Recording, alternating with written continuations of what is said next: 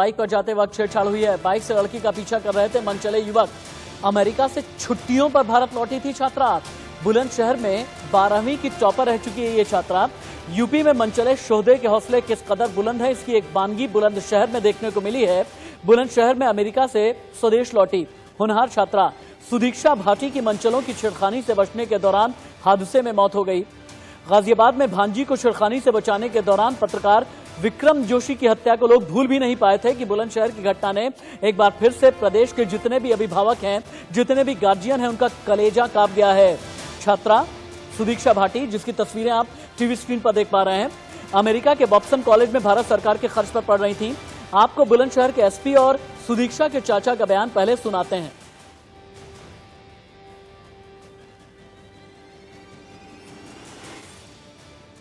बेटी हमारी यहाँ से दादरी से अपने गांव से और अपने मामा के यहाँ जा रही थी। ये उनके साथ थे, उनके चाचा हैं।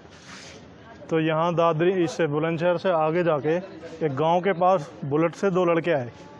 उनमें से कुछ लड़के जो बैठे हुए थे वो बेटी के साथ बदतमीजी कर रहे थे। कुछ टाइम बाद उन्होंने हमारी बाइक, इसकी बाइक से आगे बाइक लगा के अपनी बुलेट और इमरजेंसी ब्रेक मार दिए, जिससे कि इसकी बाइक उसमें जाके टकरा गई और एक्सीडेंट हो गया, जिससे ये साइड में गिरे और बेटी जो गिरी उसको सर में आगे पीछे काफ़ी सारी चोटें हैं, जिससे ऑन द स्पॉट ही बेटी में कुछ भी नहीं था। लड़की अपने चाचा के साथ अपने मामा के गांव जा रही थी। रास्ते में उसका एक्सीडेंट हो गया। एक बुलेट मोटरसाइकिल से उसके मोटरसाइकिल की टक्कर हो गई और जिसमें सुदीक्षा की दर्दनाक परिस्थितियों में मौत हो गई। अभियोग पंजीकृत कर लिया गया है और जो मोटरसाइकिल वाला था जिससे एक्सीडेंट हुआ है उसकी तलाश की जा रही है, विवेचना की जा रही है। किसी कंपनी के द्वारा इसको स्कॉलरशिप प्रदान की गई थी और ये यूएसए में पढ़ाई कर रही थी, ऐसा परिवार वालों का कहना है। विस्तृत जांच की जा रही है।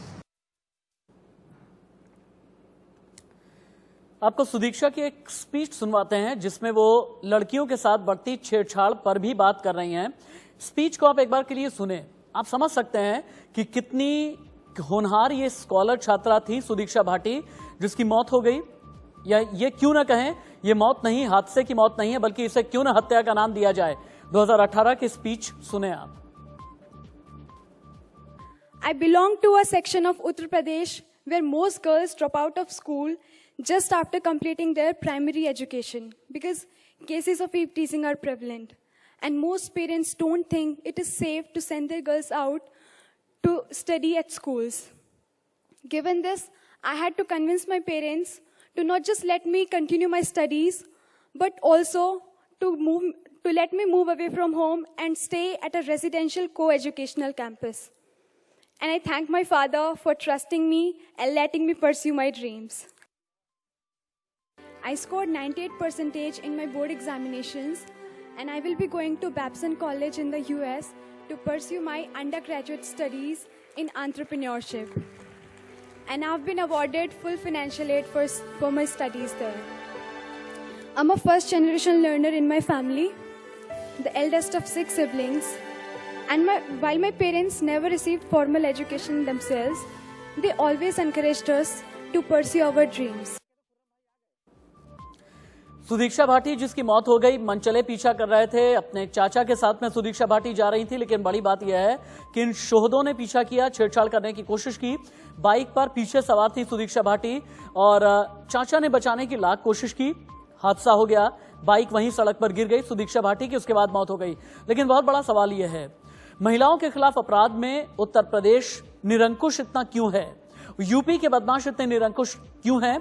तब जबकि यूपी के सीएम योगी आदित्यनाथ की तरफ से यह कहा जाता है कि महिलाओं की सुरक्षा के लिए हमने पिछले 3 सालों में बहुत कुछ किया है। अगर 3 सालों में बहुत कुछ किया है तो फिर एनसीआरबी का डेटा क्या कहता है, यानी क्राइम रिकॉर्ड क्या कहता है, ये बताने के लिए और दिखाने के लिए आपको लेकर के हम चलते हैं अपने टच पैनल स्टूडियो। और टच पैनल स्टूडियो में एक डेटा आपके सामने रखते हैं और यही डेटा आपको यह बताएगा कि असल में यूपी में क्राइम ग्राफ क्या है, यूपी में जुर्म नहीं है कम, ये हम क्यों कह रहे हैं। यूपी, आप ये देखें, ये एनसीआरबी का डेटा है और एनसीआरबी का ये 1.5 साल पुराना डेटा हम आपको दिखा रहे हैं, लेकिन इसी के हिसाब से हमने एक औसत निकाला है। यूपी सबसे पहला डेटा हम आपको दिखा रहे हैं, ये साल का औसत है। 5,85,157 दर्ज मामले हैं और देश में दर्ज मामलों में हिस्सा जो यूपी का आता है ये 11.5% का आता है। तो आप ये समझ सकते हैं महाराष्ट्र, केरल, तमिलनाडु और मध्य प्रदेश, अगर इन तीनों से ही उत्तर प्रदेश आगे निकल करके जाता है तो इसका मतलब क्या ये समझा जाए यूपी में ऑपरेशन मजनू चला, यूपी में ऑपरेशन एनकाउंटर चला, लेकिन बावजूद इसके अपराधी इतने निरंकुश क्यों हैं? और इसीलिए वजह से हम ये कह रहे हैं कि यूपी में जुर्म नहीं है कम। यूपी में देश में दर्ज मामलों में हिस्सेदारी यूपी की है लगभग 11.5% के आसपास। उसके बाद फिर महाराष्ट्र का नंबर आता है 10.25%, केरल का नंबर आता है 10%, तमिलनाडु 9.8% और फिर एमपी का नंबर आता है 8% का। यानी यूपी क्राइम रिकॉर्ड के मामले में नंबर 1 है दर्ज मामलों में। अगला चेंज ओवर करें, उत्तर प्रदेश को क्यों नहीं ये कहा जाए कि अपराध प्रदेश है? अगर कुल अपराध में आप ये देखते हैं तो देश में अपराध अगर हो रहे हैं 50 लाख या 51 लाख, इनमें से यूपी में अपराध की हिस्सेदारी लगभग 11.5 लाख है, जैसे कि मैंने थोड़ी देर पहले आपको कहा था। लेकिन हिंसक अपराध के मामले में, दलितों पर अत्याचार के मामले में, महिलाओं पर अपराध के मामले में यूपी का ग्राफ कितना ज्यादा ऊंचा है ये यहां पर आप देख सकते हैं। महिलाओं के खिलाफ मॉलेस्टेशन, रेप, छेड़छाड़, हत्या या शोधों की जो छेड़छाड़ होती है, इसका पूरा आंकड़ा हमने निकाला है। और देश में अगर अपराध महिलाओं के खिलाफ 4.25 लाख हो रहा है तो इनमें से मान करके आप चलें कि लगभग 60,000 के आसपास यूपी में अपराध है, यानी लगभग 16.5% के आसपास। तब जबकि यूपी के मुख्यमंत्री योगी आदित्यनाथ की तरफ से यह कहा जाता है कि जो भी अपराधी हैं इन पर शिकंजा कसने के लिए, इन पर अंकुश लगाने के लिए लगातार हम कोशिश कर रहे हैं। अपने मेन स्टूडियो चलते हैं हम। मेरे दो सहयोगी मेरे साथ में जुड़े हैं, बुलंदशहर से लाइव रिपोर्ट कर रहे हैं पुनीत मेरे साथ में, और यूपी में सत्ता में किस तरह की हलचल है, अभी स्टैब्लिशमेंट में कैसी हलचल है ये बताएंगे लखनऊ से विजय मिश्रा। लेकिन पुनीत, सबसे पहले आपके पास आते हुए, सुदीक्षा भाटी की हम क्यों नहीं ये मान लें कि हत्या की गई है? ये शोहदे जो हैं उनके खिलाफ अभी तक पुलिस एक्शन क्या हुआ है? और बुलंदशहर में ये कोई पहला वाकया नहीं है। बुलंदशहर में महिलाओं के खिलाफ अपराध या पश्चिमी उत्तर प्रदेश में महिलाओं के खिलाफ अपराध इतने क्यों बढ़ रहे हैं पुनीत?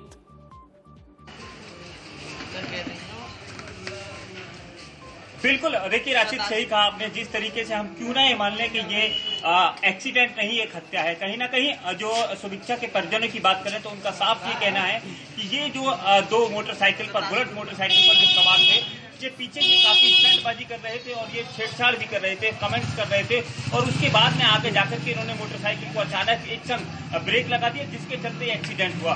हालांकि हमारे बुलंदशहर के पुलिस अधिकारी एसपी सिटी से कल बात हुई तो उन्होंने एक साफ ये कहा था कि अपने चाचा के साथ में जा रही है, और अभी कुछ देर पहले एसपी सिटी ने फिर एक और बयान दिया है, एक और बार ये कहा है कि वो अपने भाई के साथ जा रही थी और उसका एक वीडियो भी वायरल किया है। तो कहीं ना कहीं इस मामले में झोल नजर आ रहा है। पहले एसपी सिटी कहते हैं कि वो अपने चाचा के साथ जा रही थी, और चाचा भी इस बात को कह रहे हैं कि वो मेरे साथ में जा रही थी, और पूरा बयान कर रहे हैं कि किस तरीके से उन लोगों ने, उन सौदों ने इसके साथ में जो कमेंट्सबाजी की थी और स्टंट कर रहे थे। लेकिन कहीं ना कहीं अगर पुलिस की अभी बात करें तो इस पूरे मामले में अभी तक कोई मामला दर्ज नहीं हुआ है। पुलिस ये कह रही है हमारे पास अभी तहरीर नहीं है, जो तहरीर आएगी उसके आधार पर मुकदमा दर्ज किया जाएगा। लेकिन राशिद, ये मुकदमा कब तक दर्ज होगा फिलहाल ये अभी कहना मुश्किल है। जी ठीक है पुनीत, इस पूरे केस की आप तफ्तीश कर रहे हैं, दोबारा आपके पास लौट करके आएंगे। इससे पहले कि मैं यूपी चलूं, पॉलिटिकल रिएक्शन दिखाना बेहद जरूरी है। बैक टू बैक दो चीजें मैं आपको दिखाऊंगा। यूपी कांग्रेस प्रदेश अध्यक्ष अजय लल्लू ने किस तरह का रिएक्शन दिया है, सबसे पहले आप ये देखें। उसके बाद बीएसपी सुप्रीमो मायावती ने ट्वीट किया है, वो भी दिखाएंगे आपको। बुलंदशहर में गाड़ी से जाती है और छेड़छाड़ का शिकार होती है और बाद में उसका एक्सीडेंट करके हत्या कर दी जाती है।